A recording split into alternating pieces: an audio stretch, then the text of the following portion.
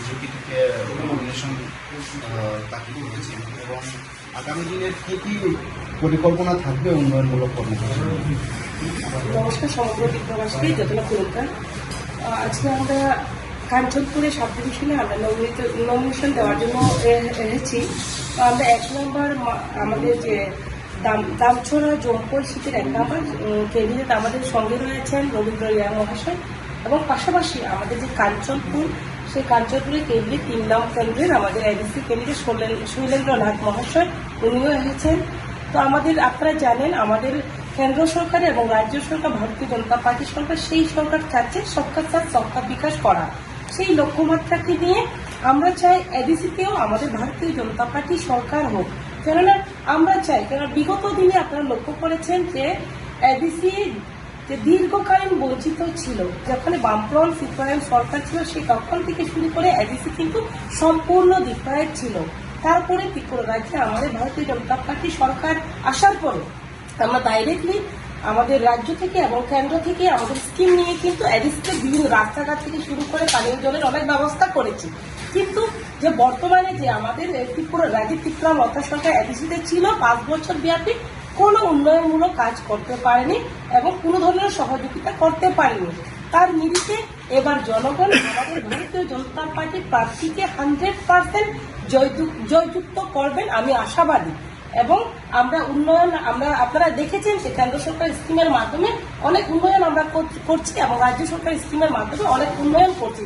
যেমন আমরা একলব্য বিদ্যালয় আগে মাত্র খুব নগণ্য ছিল, সেই জায়গাতে নগণ্য বলতে মাত্র 500টি আমাদের ত্রিপুরা রাজ্যে ছিল, সেই জায়গাতে দাঁড়িয়ে আমাদের বর্তমানে কিন্তু 21টি আমাদের একলব্য স্কুল হচ্ছে। আমরা যেমন খেদাছড়া এলাকাতে দামছড়া ব্লকের অন্তর্গত, সেখানেও আমাদের একলব্য হচ্ছে এবং লালজুড়ি ব্লকের আওতায়ও হচ্ছে।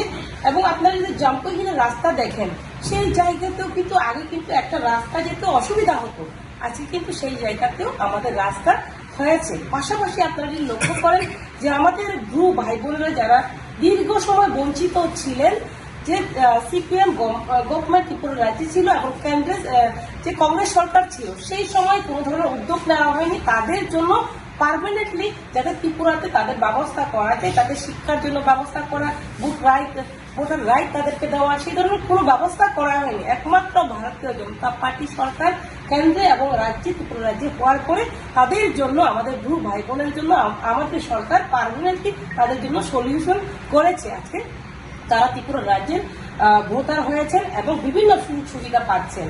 আজকে আমাদের সরকার চাই সবকা সাথ সবকা বিকাশ। তার জন্য আমাদের যে প্রার্থী, ভারতীয় জনতা পার্টির প্রার্থীকে আমি বিনম্রভাবে এই এলাকাবাসীকে অনুরোধ রাখছি, আমাদের প্রার্থীকে যাতে বিপুল বিপুল ভোট দিয়ে জয়যুক্ত করবেন। কেননা আমাদের কিন্তু ক্যান্ডিডেট সবগুলো উপযুক্ত। 1 নম্বর সিটে যিনি রয়েছেন আমার সঙ্গেই রয়েছেন, উনি কিন্তু এসএসএ টিচার এবং শিক্ষাক্ষেত্রে উনি একজন শিক্ষক, পাশাপাশি উনি কিন্তু ভারতীয় জনতা পার্টির অ্যাক্টিভ কর্মী। পাশাপাশি যদি আপনি দেখেন সমাজসেবামূলক উনি কাজ করে যাচ্ছেন। পাশাপাশি যদি অন্য আমরা যদি দেখি, যিনি আমাদের কাঞ্চনপুর, উনি বয়স্ক মুরব্বী মানুষ, উনিও কিন্তু ভারতীয় জনতা পার্টির অ্যাক্টিভ কর্মী। এবং এরকম আমাদের দক্ষ আমাদের কর্মী, আমাদের ভারতীয় জনতা পার্টি সরকার, ভারতীয় জনতা পার্টি এডিসিতে যখনই সরকার হবে ওনারা ভালো কাজ করতে পারেন আমি যতটুকু মনে করি।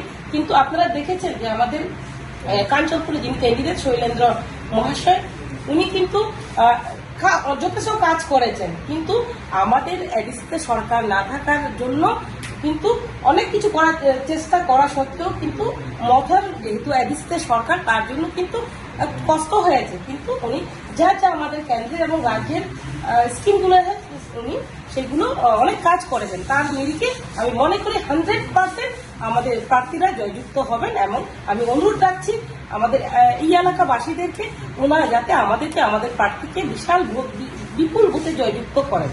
ধন্যবাদ। সেটাকে বাস্তবে রূপদান করি। যেমন আমরা যদি এক্সাম্পল হিসেবে বলি, আমরা বলেছিলাম আমাদের সরকার আসার আগে আমরা বলেছিলাম যে ভারতীয় জনতা পার্টি সরকার যদি আসে তাহলে সোশ্যাল পেনশন, সামাজিক ভাতা 2000 টাকা করবো আমরা বলেছিলাম, সেটা আমরা করিয়ে দেখিয়েছি। তার পাশাপাশি আমি যদি এক্সাম্পল হিসেবে বলি, ত্রিপুরা মথার যখনই বিগত যে লাস্ট আমাদের 5 বছর আগে যে এডিসি ইলেকশন হয়েছিল, তারা কি বলেছিল, ত্রিপুরা মথা যিনি সুপ্রিমো, উনি বলেছিলেন যে যদি আমাদের সেই 6 তারিখ যদি ইলেকশন ডিক্লেয়ার হবে এবং 10 তারিখ ইলেকশন হবে, 11 তারিখে গ্রেটার ত্রিপুরাল্যান্ড তৈরি করা হবে উনি বলেছিলেন। কিন্তু দেখা যায় সে গ্রেটার ত্রিপুরাল্যান্ড তো হয়নি, এবার তাদের কোনো এজেন্ডা নেই। আর কি বলেছিলেন যে যদি সরকার তাদের হয়, এবিসি সরকার যদি হয় তাহলে 150 দিনের মধ্যে 23,000 চাকরি ওনারা দেবেন বলেছিলেন। সেটাও সম্পূর্ণ ভাওতাবাজ, কোনো ধরনের কিছু করতে পারেনি। আর কি বলেছিল, যদি এবিসিতে সরকার হয় ওনারা কি বলেছিলেন যে 6,000 পুলিশের চাকরি দেবেন বলেছেন, সেটাও সম্পূর্ণ ভাওতাবাজি, কোনো কিছু হয়নি।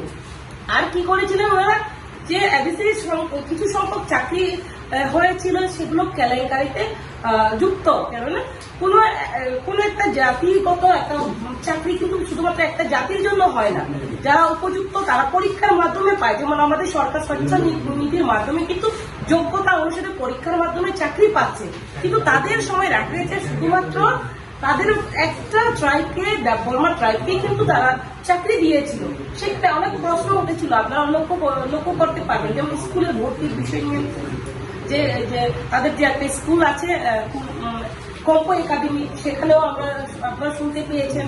তার পাশাপাশি আপনারা যদি লক্ষ্য করেন তাদের যে যারা এমডিসি হয়েছেন, সিইএম হয়েছেন, তাদের ব্যাপারেও কিন্তু অনেক করাপশনের বিষয় আছে। তার জন্য আমরা চাই করাপশন ফ্রি, আমরা এডিসি করতে চাই, নেশামুক্ত এডিসি করতে চাই, ডেভেলপমেন্ট আমরা এডিসি করতে চাই।